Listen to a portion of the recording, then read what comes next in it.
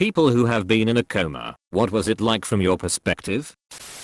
A friend of mine was in a 6-month coma after an accident. Afterwards he made sure to tell everyone around him to talk to people in a coma because they can hear you. But he noted that they should always tell the person in a coma what happened, where they are, and what's happening to them, because he said that his moments of lucidity were mixed with some truly horrifying dreams, and he had trouble distinguishing between what was real and what were dreams. He said he just wanted to be told what was real and what was happening.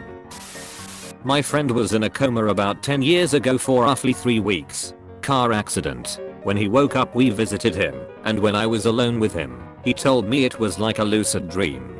The real world was gone, and he felt like he was in a world he could create himself for years. He was dead serious too. He talked on and on about how he had a slight understanding that he was not in the real world anymore, and that he thought he might be in heaven. About how he felt like he was actually dying, and his last few seconds just stretched on and on forever. He said that's what it felt like. He mentioned that he could fly in the coma dream, and that it was amazing. He spent a little while in the hospital, then went home, did physical therapy for about 2 weeks, before killing himself with pain pills and vodka. People thought the pain was too much, that it was an accidental overdose, or that the therapy and the accident made him feel helpless and depressed. Honestly, I think he wanted back into his lucid dream world. The way he talked about it was like the best thing he ever experienced. I was put in an induced coma when I was 9 years old after a pretty bad car accident which left me with a fractured skull. All I remember is a bad dream about having a bad headache and hearing my older sister telling everyone, including my parents, to get the fuck out of her way because she wanted to see me. I found out later that this was on the night it happened and they were trying to calm her down before she saw me. Edit. For those who are telling me to let her know how awesome she is, I made sure to, not quite but almost, hug the life out of her when she got back from work. A few years ago my dad was in a medically induced coma for about 2 weeks. Everyone thought he was completely unconscious the whole time, until he woke up and started mentioning conversations people had around him while he was under. This even surprised the doctors. He said that from his perspective it was like he was asleep most of the time, but he would occasionally wake up and could hear what was going on around him without being able to move or do anything, before he would eventually drift back to sleep. After being in a really bad accident that left one of my good friends, the driver, brain dead, they put me into a chemically induced coma for under a week to prevent brain damage due to swelling. When I first woke up, my memory was much better than it was as it gradually faded in the days to come. I have a journal my mother recorded things in, and I recalled many things I shouldn't have been able to immediately after waking up. Today, I have very little memory of it all, but I can definitely say that having positive people around you definitely helps when you're in a situation like that. If you have a friend in this situation, don't disregard them. Even though your life has moved on, they may wake up one day and in their mind, not a day has passed since the last conversation they had with you. I was out for 45 days, no white light, no tunnel, nothing. Woke up and couldn't remember who I was. For 6 months, never really fully recovered, so I just started life again. Turns out I'm a completely different person than I was, and that is a really good thing. I get memories now and then. They aren't pleasant. A woman came and sat by my bed for 6 weeks. Turns out she was my ex-lover. I couldn't remember her. Didn't recognize my mother. I was in a coma for 3 days following a serious cycling accident, medically induced. I woke up with zero recollection of why I was there or what was said while I was out. It is easily the scariest situation I've found myself in, but I can't say I remember it. I woke up to my mom and dad in the hospital with me and my body in traction of some sort, and that was way scarier to me. I'm not sure where I read it, but a girl talked about her experience and she mentioned that it was like going in and out of sleeping/dreaming.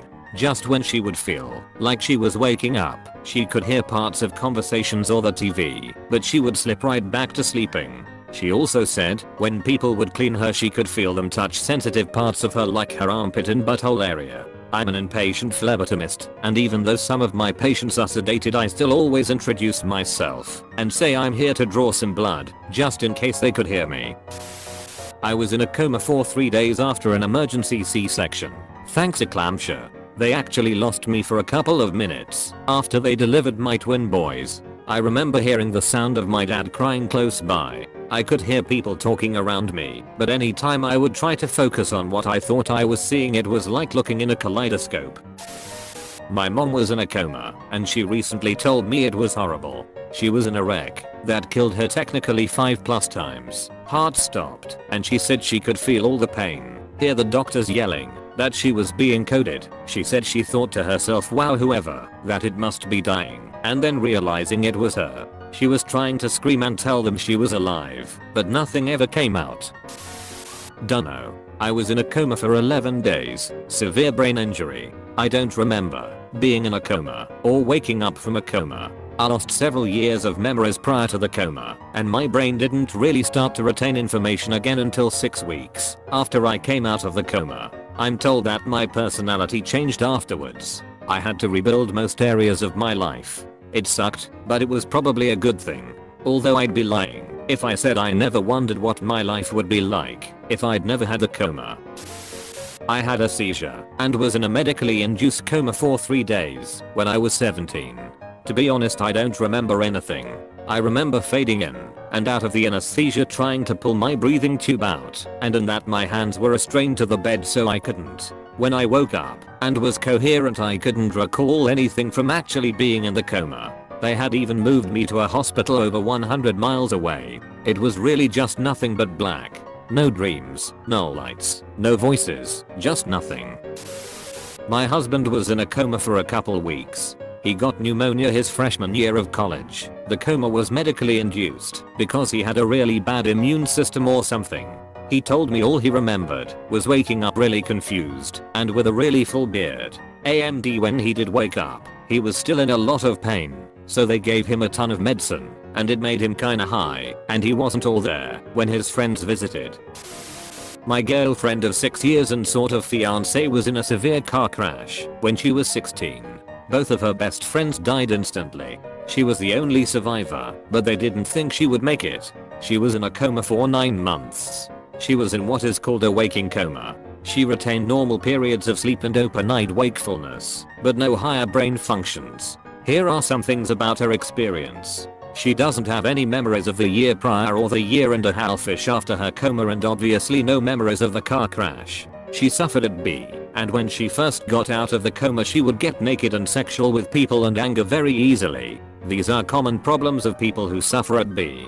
She went back to school after the coma, but her brain was still healing a lot. She was held back another year because her brain was still not retaining anything.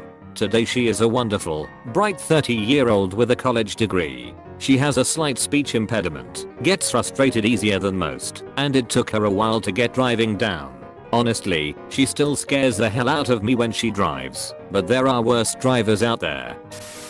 I know this will get buried, but I'll post my experience anyway. I went to the hospital with renal failure and a pulse ox reading of 32. I remember the nurse saying my pee looked like root beer, and when she stabbed my arm to give me N4, all she said was "hello." My arm got really warm and my dad moved my head so I wouldn't see how much blood was coming out. Next thing I know, I'm in a hospital bed, tearing through the desert at 60+ miles per hour. Nothing but me and a hospital bed. No motor, nothing.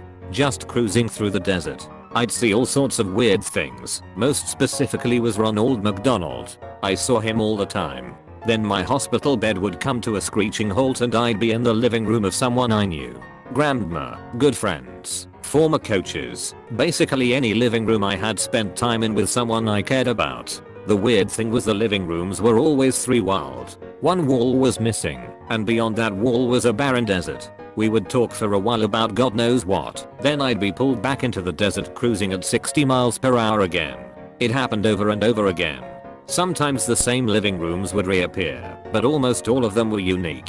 When I came out of the coma, everyone kept commenting how good my hair looked. I couldn't figure out why they kept saying that, so I finally asked my mom how long I had been asleep. She said 13 days. And I had cards and flowers from all these people whose living rooms I'd been visiting in my coma. It was surreal, and I definitely can't explain it. Especially since most of the cards came from people who weren't allowed to visit me in intensive care and were sending well wishes in writing, not in person. Thanks for watching. Be sure to leave a like, comment, and subscribe to be entered into our iMac giveaway.